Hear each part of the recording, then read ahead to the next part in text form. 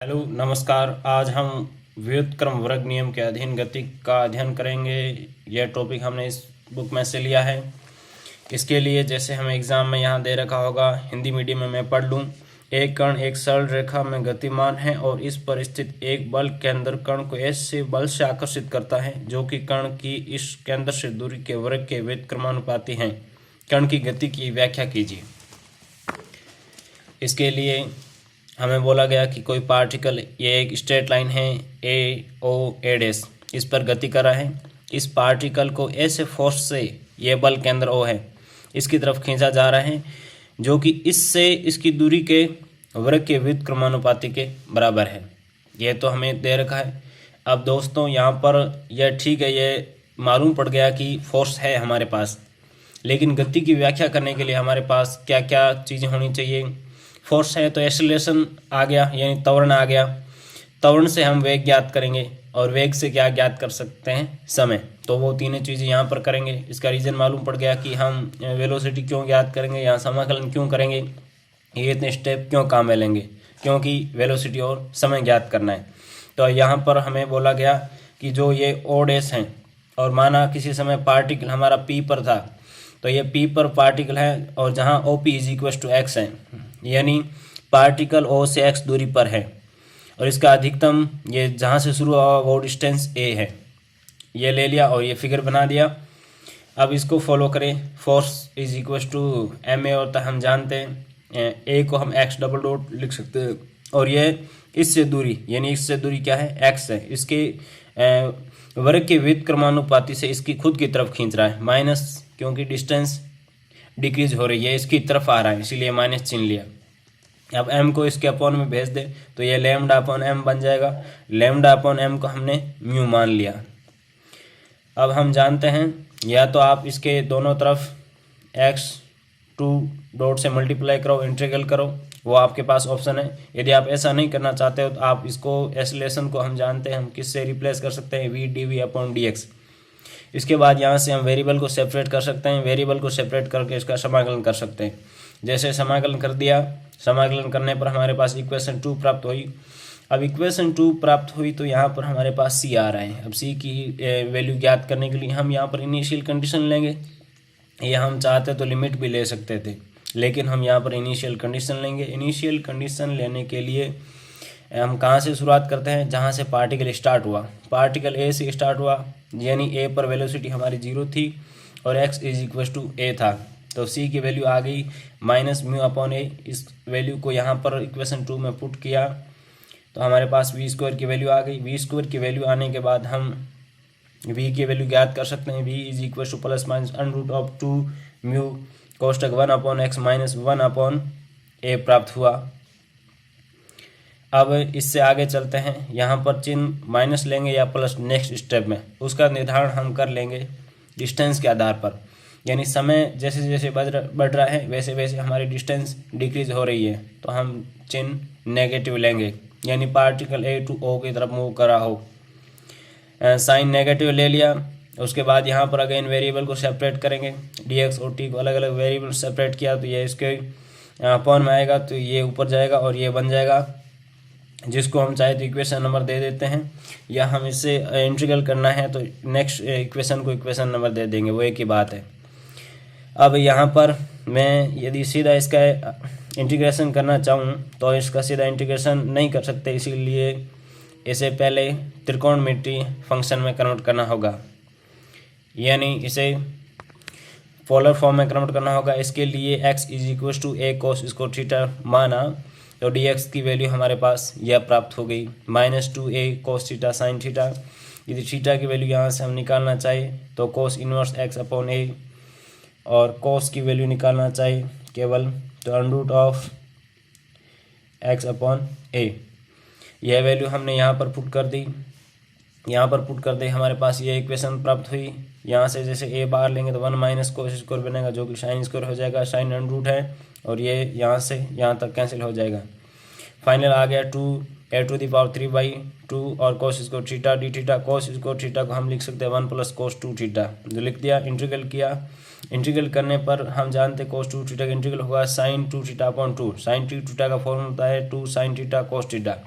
Value रख दी, 2 से 2 cancel हो गई, यह फाइनल प्राप्त हुआ। अब यहाँ पर थीटा की वैल्यू रख देंगे, थीटा की वैल्यू यह पड़ी, यहाँ से रख दी, और कोस थीटा की वैल्यू यह पड़ी, अंडर ऑफ एक्स अपॉन ए रख दी।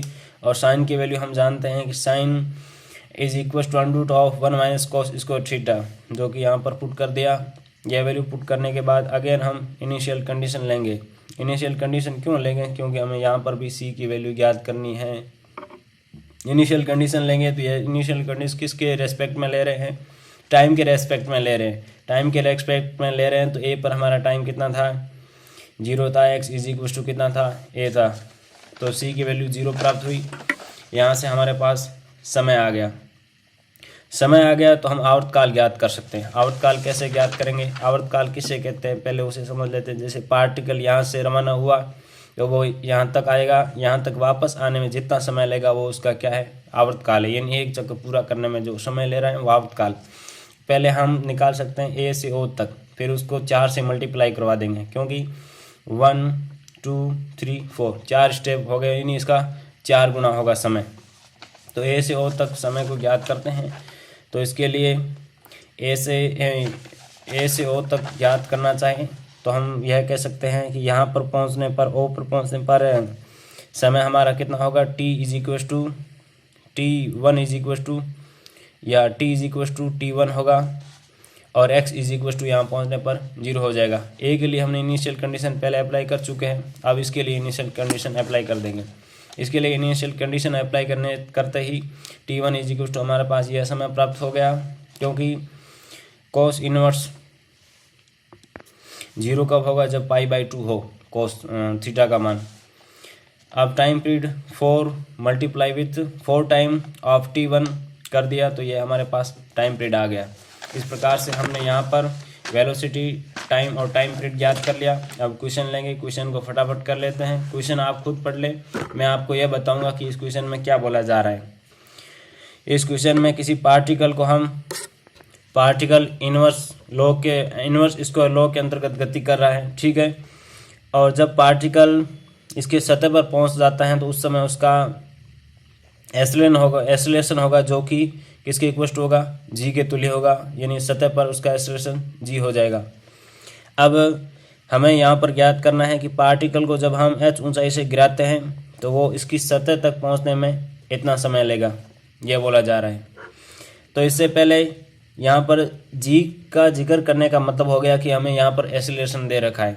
इस एक्सेलरेशन की सहायता से हम यहाँ तक पहुँचेंगे, और यहाँ पर पृथ्वी की रेडियस कितनी दे रखी है? ए दे रखी है, जो कि यहाँ से यहाँ तक ले ली। अब यहाँ पर इनवर्स लॉ को अप्लाई कर दें, क्योंकि इनवर्स लॉ यहाँ हमें दे रखा है। अप्लाई करने पर x double dot is equal to minus mu upon x square आ गया, जिसको इक्वेशन 1 दे दिया। अब यहाँ पर और दे रहा है कि distance from centre and G B its magnitude at surface, यानी जो एक्सेलरेशन है, जहाँ पर अट्रैक्शन की बात आएगी, यानी जो अट्रैक्शन है वो इसकी सरफेस पर किसके तुल्य है? जी के तुल्य। अट्रैक्शन की जहाँ पर बात आएगी वहाँ पर हम किसको लेंगे? एक्सेलरेशन को। तो on the surface of the earth X is equal to किसके बराबर हो जाता है? ए के। एक्स यानी हम किसी भी पॉइंट पर पॉइंट ले लेते हैं, उसकी डिस्टेंस लेते हैं इसके सेंटर से, ये सेंटर पॉइंट से ले रहे हैं एक्चुअली यहाँ पर हम। तो जब ये यहाँ पर पहुँच जाएगा तो एक्स इज इक्वल टू क्या होगा? ए हो जाएगा। माना कि जैसे एक्स से ये यहाँ से यहाँ तक एक्स था, तो ये यहाँ आएगा तो एक्स इज इक्वल टू ए हो जाएगा। और जब जैसे ही एक्स इज इक्वल टू ए होगा तो हमारा एक्सेलरेशन यानी अट्रैक्शन फोर्स किसके तुल्य हो जाएगा? इसके जी के तुल्य हो जाएगा। तो यहाँ पर लिया तो यहाँ पर हमारे पास म्यू की वैल्यू आ गई। Mu is equal to a square g आ गया, जिसको इक्वेशन 2 दे दिया। अब अगेन हम जानते हैं कि एक्सेलरेशन को हम इस फॉर्म में लिख सकते हैं। इस फॉर्म में लिखने के बाद वो सेम ही प्रक्रिया दोहराएंगे जैसे कि अभी हम डेरिवेशन दोहराई, यानी आप हमें v की वैल्यू ज्ञात करनी है। v से हम फिर समय की वैल्यू ज्ञात कर सकते हैं। तो समय के लिए dx अपॉन dt लिखते हैं, प्लस माइनस लेते हैं। तो यहाँ पर चिन्ह कौन सा लेंगे? माइनस, क्योंकि डिस्टेंस क्या हो रही है? समय के साथ डिक्रीज हो रही है। उसके बाद यहाँ पर एक महत्वपूर्ण बात क्या है कि जब पार्टिकल की इनिशियल कंडीशन लेंगे तो इनिशियल कंडीशन कहाँ से लेंगे? हम यहाँ से यहाँ तक लेंगे। तो यहाँ से सेंटर से यहाँ तक की डिस्टेंस कितनी है टोटल? ए प्लस एच हैं। ये महत्वपूर्ण बात है, क्योंकि हम बात कहाँ से कर रहे हैं, इसके पृथ्वी के केंद्र से बात कर रहे हैं। केंद्र को लेते हुए हमारा अट्रैक्शन पॉइंट कौन सा है, यहाँ पर इसका सेंटर है पृथ्वी का, इसीलिए जो हमारा अट्रैक्शन पॉइंट होगा वहाँ से बात की जाएगी। और जब हमारा पार्टिकल यहाँ पर था तो इसकी डिस्टेंस ए प्लस एच थी, लेकिन इसकी वेलोसिटी यहाँ पर कितनी थी, 0 थी, जहाँ से सी की वैल्यू आई हमारे पास -μ/a प्लस एच। इस वैल्यू को यहाँ रखा इसको वेरिएबल्स को सेपरेट किया तो हमारे पास यहाँ आया। अब टाइम पीरियड कहाँ से कहाँ तक ज्ञात करना है, टाइम पीरियड हमें ज्ञात करना है जहाँ पार्टिकल ए प्लस एच हो और जब वो x = a तक पहुँचे तो हमने लिमिट लगा दी a प्लस एच, जब पार्टिकल यहाँ था, और रुकना कहाँ तक है, a तक। इनके मध्य कितना टाइम लेगा, यहाँ पर टाइम हमारा क्या था, प्रारंभ में 0, यहाँ पर पहुँचने माना कि समय वो कितना ले रहा है, t, यहाँ पहुँचते उसका समय t हो जाता है, तो लिमिट क्या लेंगे, 0 से t, यहाँ पर टाइम t1 = t। ओके, तो अब इसको सोल्व करने की x = a प्लस एच कोशिश को थीटा पुट करेंगे, क्योंकि सीधा हम इसे सोल्व नहीं कर सकते कॉम्प्लिकेटेड फॉर्म में।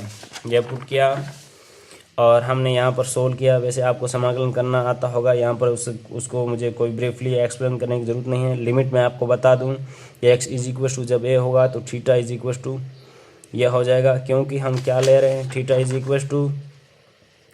a plus H cos square theta. यहाँ a होगा तो इसको अपॉन में भेजेंगे, ये a/a प्लस एच हो जाएगा। केवल कोस थीटा की वैल्यू चाहिए, क्या नहीं, केवल थीटा की वैल्यू चाहिए, तो पहले कोस स्क्वायर से, कोस स्क्वायर है तो उसको कोस में कन्वर्ट करना पड़ेगा, यानी इसकी अंडर रूट आ जाएगा, ये आ जाएगा a/√a प्लस एच और कोस इनवर्स। देख लीजिए यह आ गया। लेकिन जब हमारा x = a प्लस एच है तो कोस थीटा, कोस इनवर्स यानी कोस थीटा जब 0 होगा तब उसकी वैल्यू 1 आनी चाहिए, तो थीटा = 0। ये लिमिट्स यहाँ पर हमने पुट कर दी।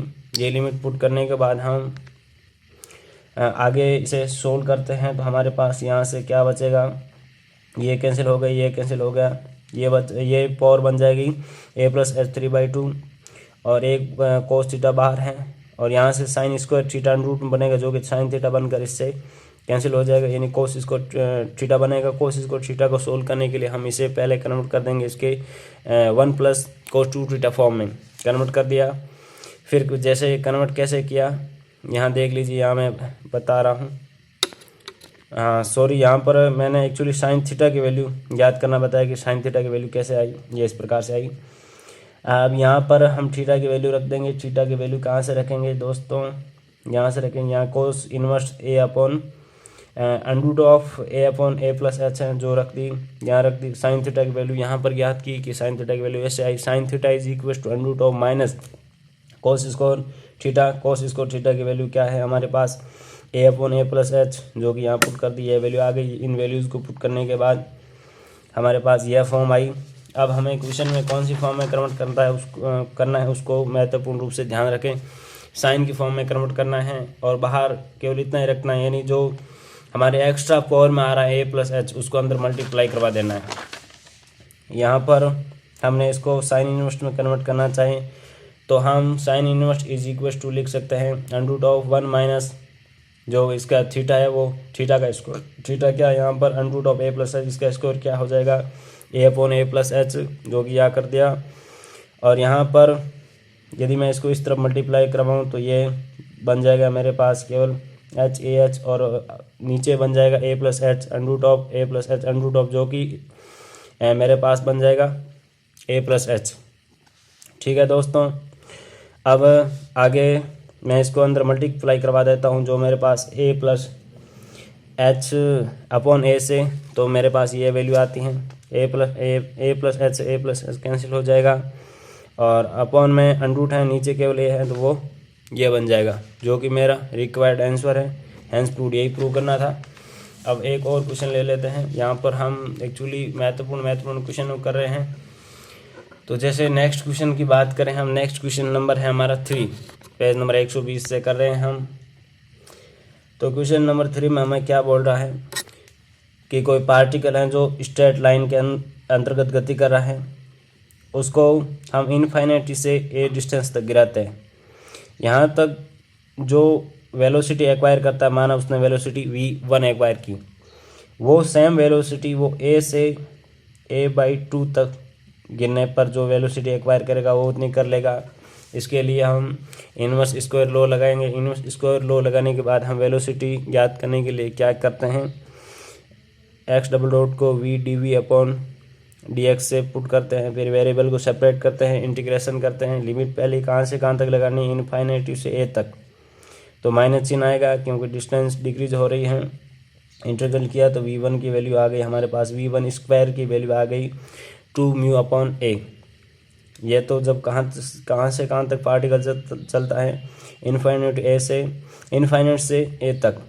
नेक्स्ट स्टेप में पार्टिकल की टाइम कहाँ से कहाँ तक निकालना है, वेलोसिटी कहाँ से कहाँ तक निकालनी है जब पार्टिकल हमारा a से a/2 तक चलता हो। तो v2 है वेलोसिटी माना हमने। यहाँ पर जैसे हम इसका इंटीग्रल करते हैं इस लिमिट में a से a/2, देख लीजिए चिन्ह सही क्यों है कि क्योंकि हमारी लोअर लिमिट अपर लिमिट से बड़ी हो तो चिन्ह नेगेटिव लेते हैं। यह लिमिट सही है या गलत, या चिन्ह सही है गलत, उसका चेक करने का एक तरीका भी है। तो यहाँ से v2 स्क्वायर की वैल्यू हम ज्ञात करते हैं, तो ये आती है 2μ/a। अब इक्वेशन 2 और 3 से कंपेयर करें तो v1 square is equal to v2 square, यानी v1 is equal to v2। Question में क्या बोला गया था कि जब पार्टिकल इनफाइनाइट से a डिस्टेंस तक आता है तो जो वेलोसिटी एक्वायर करता है वही वेलोसिटी किसके तुल्य होगी, पार्टिकल a से a/2 तक जाने में जो एक्वायर करेगा। और ये कहाँ तक बोल रहा है, इसका अट्रैक्शन पॉइंट क्या है, पृथ्वी का केंद्र जो कि O है, इसकी तरफ आ रहा है, यानी डिस्टेंस डिक्रीज हो रही है। इस प्रकार। और 5 नंबर क्वेश्चन की बात करें तो ये हमारा 5 नंबर क्वेश्चन है। 5 नंबर क्वेश्चन का आंसर वो सेम आंसर ही है जो कि अभी हमने पहले डिस्कशन किया था, किसमें, इसके मोशन की व्याख्या करने में। जब हम मोशन की व्याख्या की थी, यहाँ पर ये देख लीजिए जो हमने व्याख्या करके जो रिजल्ट लाए थे, ये रिजल्ट यहाँ तक हमें इसे पूछा गया, देख लीजिए 5 नंबर में। देख लीजिए क्या ज्ञात करना है, टाइम टेकिंग। और हमने जब इसका मोशन का डेरिवेशन किया था उसमें भी हमने कहाँ से कहाँ तक वेरी किया था कि अट्रैक्शन फोर्स, ये पार्टिकल कहाँ से रेस्ट से फॉल कर रहा है। देख लीजिए कि origin at A distance x, यहाँ पर जब एक्सेलरेशन इन्वर्स लॉ के अनुसार इसको अट्रैक्शन कर रहा है O की तरफ, जब पार्टिकल x डिस्टेंस पर है और ये कहाँ से फॉल करना शुरू हुआ, डिस्टेंस a से, यानी यहाँ से फॉल करना शुरू हुआ। और यहाँ पर हमें इसकी व्याख्या करनी है। सेम इक्वेशन है, बस क्वेश्चन के रूप में दिया और यहाँ पर ये डेरिवेशन के रूप में दिया, इतने अंतर है। 2a डिस्टेंस x, यानी यहाँ से यहाँ तक व्याख्या की, और यहाँ पर भी ये क्वेश्चन यहाँ से यहाँ तक की व्याख्या करने को बोल रहा है। ये सेम ही है, ये 5 नंबर क्वेश्चन हो जाएगा। और इसके साथ ये डेरिवेशन भी हो रहा है, यानी इस डेरिवेशन को ही 5 नंबर क्वेश्चन में एक क्वेश्चन के रूप में दिया गया है। देख लीजिए जब इसको ज्ञात करते हैं तो ये सेम ही टाइम आता है जो कि यहाँ पर प्रूव करना है। इस प्रकार से दोस्तों मैं आशा करता हूँ कि यह वीडियो ज़रूर आपके लिए हेल्पफुल रही होगी, जिसमें हमने व्युत्क्रम वर्ग नियम का व्याख्या की और इसमें हमने कौन कौन से क्वेश्चन सोल्व किए। 3 नंबर क्वेश्चन सोल्व किया, 4 और 5, 3 ही महत्वपूर्ण क्वेश्चन थे, उनको सोल्व कर लिया। पहले 2 छोटे छोटे क्वेश्चन हैं, उनको आप करो या नहीं करो, आप एग्जाम्पल कर लेना, इसके एग्जाम्पल भी काफ़ी महत्वपूर्ण है। और हमने यहाँ पर डेरिवेशन भी किया इसका व्युत्क्रम वर्ग नियम के अधीन गति का। इस प्रकार से अभी हमने एक टॉपिक पूरा किया और मैं आशा करता हूँ दोस्तों आप हमारे चैनल को सपोर्ट करेंगे। हमारा चैनल आपके लिए ज़रूर जितनी कोशिश हो सकता है उतनी आपके लिए हेल्प प्रोवाइड कराने की लिए तत्पर रहता है, प्रयत्नशील रहता है। आप अच्छी प्रैक्टिस करें, अच्छी मेहनत करें, आप अपने एग्ज़ाम में अच्छा स्कोर करें, आप अपने जीवन में महान कार्यों, अपने महान उद्देश्यों को पूरा करने के लिए आपको भगवान सामर्थ्य दे, शक्ति दे। धन्यवाद।